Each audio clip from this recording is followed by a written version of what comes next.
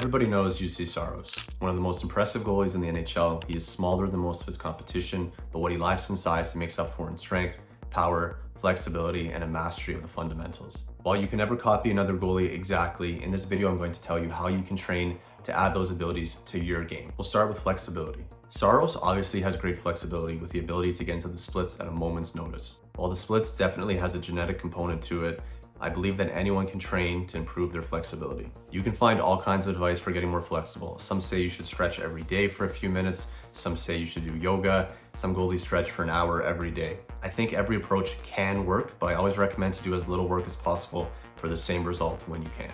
Because we all have limited time and recovery ability, if you can improve your flexibility with 2 30-minute stretching sessions a week, I think that's preferable to stretching for 7 hours a week. My thoughts on stretching have been heavily influenced by Pavel Tsatsouline, who wrote the book Relax into Stretch. He advises a low volume approach, and I agree with that. You'll do this routine 2 to 3 days a week. Start with a 5-minute warm-up to get the blood flowing and warm up the muscle. Jogging, jump rope, stationary bike, whatever works for you. Then go into the stretches. We'll start with a butterfly groin stretch for 3 sets of 60 seconds, 1 to 2 minute rest between sets. Then a lunge stretch, 3 sets of 60 seconds, 1 to 2 minute rest between sets. Then a hamstring stretch for 3 sets of 60 seconds with, again, 1 to 2 minute rest between sets. And finally, you're going to do a middle split for 3 sets of 60 seconds, 1 to 2 minute rests between sets. You're going to want to rest anywhere from 2 to 5 minutes between each exercise. I recommend you do this workout after your main workout or on a separate day. We don't want to fatigue the muscles by stretching before we go on the ice or before we go into the gym for a workout. Studies have shown that stretching can reduce power and strength when done before maximal effort activities such as hockey. It's probably not a huge deal, but I think it's better to avoid that if we can. Stretching should also always be done once you're warmed up, so it's perfect at the end of a workout. As mentioned earlier, you want to take a rest week every 6 to 8 weeks. Progress on this routine will likely take a long time. Don't expect to get the splits in 30 days. You want to commit to this routine for 6 months at least. Some people might get results quicker, but generally flexibility results will take time. You also don't want to rush and pull or tear a muscle. Slow and steady wins the race. Next, let's talk about strength. Strength is a foundation of many things: power, muscle mass, health, and others. I'm not going to reinvent the wheel here.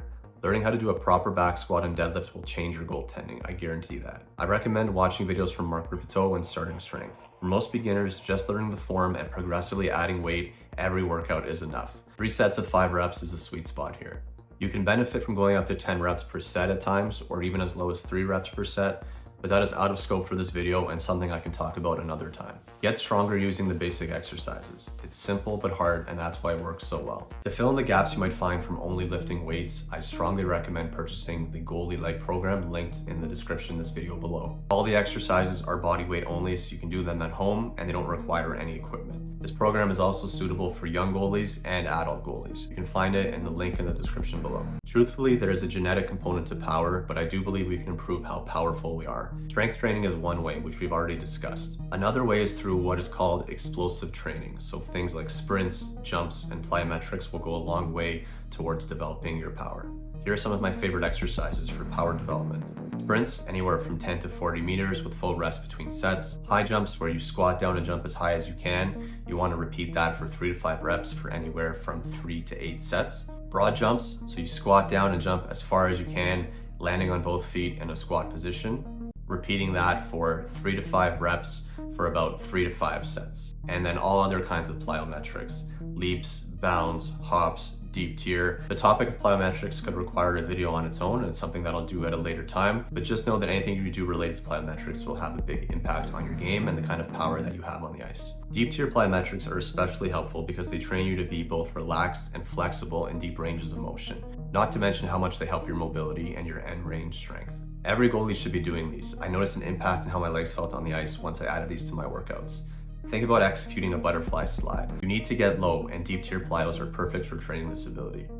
Anything that can get you to leave the ground and train leaving the ground and taking off again as soon as you hit the ground can help in developing power. These exercises are best done with relatively low volume, early in a workout, and no more than 3 times a week. But your needs might be different, so this isn't personal or medical advice. Finally, all of the physical qualities we've mentioned before have to be translated onto the ice. The way you do this is through technique and practice, and practicing technique.